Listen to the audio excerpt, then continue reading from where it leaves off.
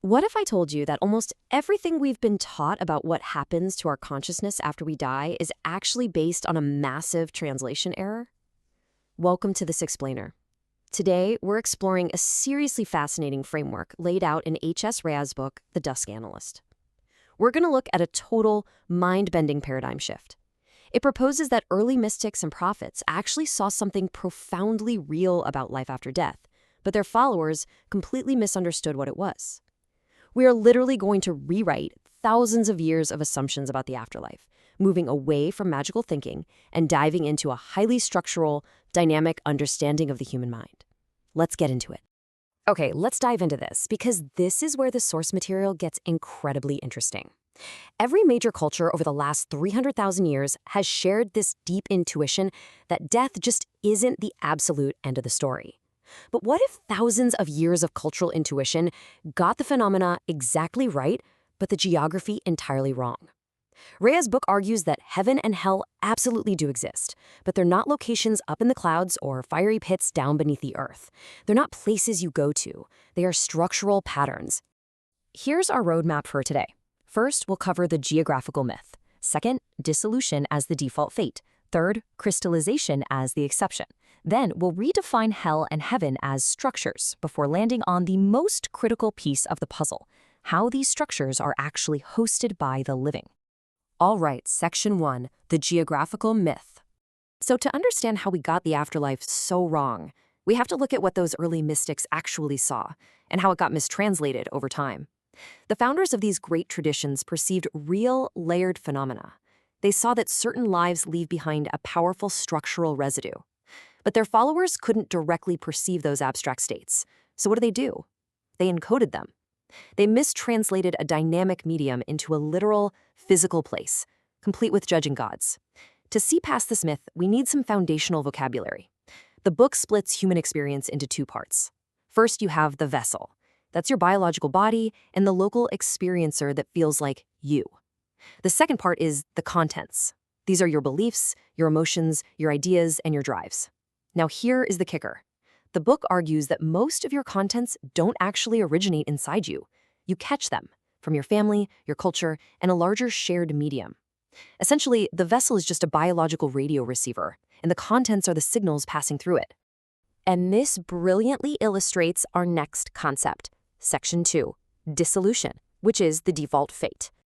Think about it. If you're just a vessel hosting this swirling mix of passing thoughts, what happens when the radio finally breaks? Well, this brings us to the baseline reality of what happens to most of us. The default fate for almost every human life is something called dissolution. Imagine the contents of your life like water, briefly held in the shape of a river. When the vessel ends, that water simply scatters right back into the ocean. Your loose beliefs, fleeting emotions, and minor drives just don't hold a shape on their own. They disperse.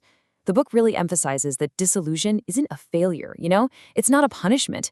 It's simply the natural, unremarkable scattering of thoughts and feelings that were never tied down tightly enough to form a permanent structure. The you that experiences things ends, and your contents scatter. Which brings us to Section 3, crystallization, the exception. While dissolution is the default, early mystics saw a really powerful, super rare exception when they looked into the great beyond. This exception is called crystallization. Unlike that diffuse, loose water of a normal life that simply scatters, some lives are subjected to such intense, unrelieved focus that their mental contents literally weld together. They harden into a diamond-like structure. When the biological vessel dies, this crystallized configuration is so tight, so deeply coherent, that it actually survives the end of the body.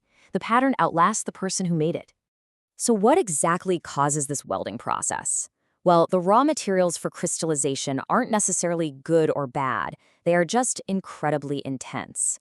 Whether it's the quiet, steady devotion of a saint over 50 years, or the bitter, unyielding grievance of a guy who held on to a political grudge for decades, the mechanism is exactly the same. Sustained attention locks your contents into a permanent, surviving shape. What you pay attention to relentlessly eventually becomes a crystallized structure that the larger medium retains long after you're gone. So the crucial point is explored here in Section 4. Hell is a structure. This exact mechanism of crystallization is the true origin of our concepts of heaven and hell. Let's look at hell first. The source text argues that hell is absolutely not a fiery pit below the earth. It is a crystallized structural pattern of torment. Now, this is a mind-bending concept, so stay with me. The pattern is not in pain. The pattern is pain.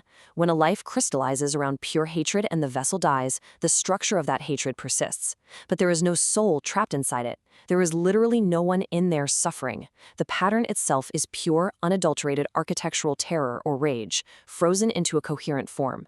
The ancient prophets saw these real, surviving patterns of torment and accurately reported them as enduring horrors. The later religions just wrongly added a person inside suffering it. Now for the flip side. Section 5. Heaven is a structure. Let's look at the mirror image. What happens when a life is completely dedicated to equanimity, deep forgiveness, and love? Well, these lives form patterns too, but they form patterns of peace. Just like the concept of hell we just explored, there is no one sitting on a fluffy cloud inside heaven enjoying it. The configuration itself is peace. It is the enduring structural residue of goodness. It's like that inexplicable deep calm you sometimes feel when walking into a centuries-old quiet temple, or maybe a room where a truly gentle person has spent a lot of time. That peace is real, it persists, and it's a structural pattern floating in the collective medium. But there's a really fascinating asymmetry between the two, which the author points out impartially. Trauma and suffering are incredibly good at organizing a life around themselves. Think about it. A deep grievance naturally pulls all your other thoughts toward it, right? This makes hell crystallize quite easily. Heaven, on the other hand, rarely happens by accident. To weld a pattern of peace requires long, deliberate tending.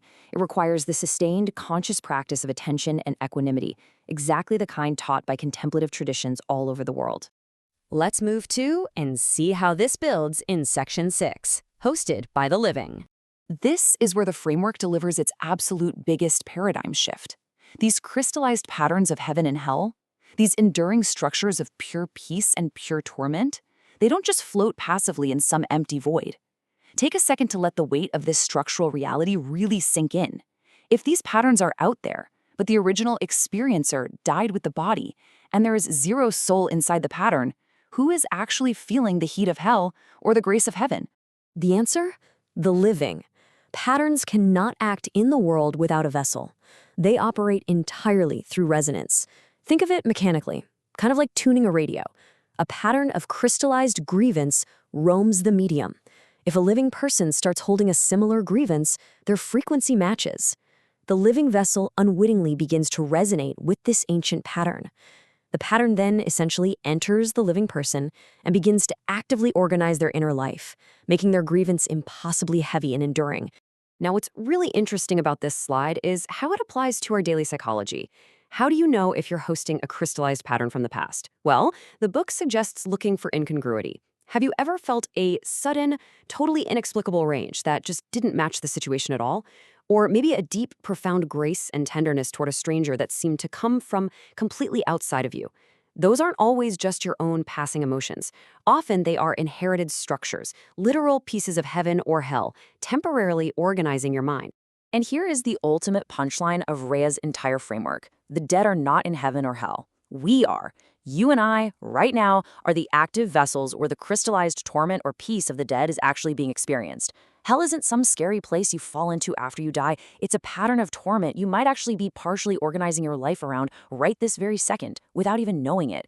And heaven isn't some distant reward waiting for you. It's a structure of grace you can open yourself to hosting today. Which leaves us with a truly empowering realization. You are a biological vessel, and your attention is your ultimate tool of crystallization. If you spend your life focusing on grievance and fear, you risk welding a structure of hell that will outlast you and infect the living. But if you practice equanimity, forgiveness, and peace, you leave behind a structure of heaven. So I'll leave you with this to think about. Look closely at what you are paying attention to today, because in this dynamic medium, what we attend to, we become. So, what structural patterns are you choosing to host today?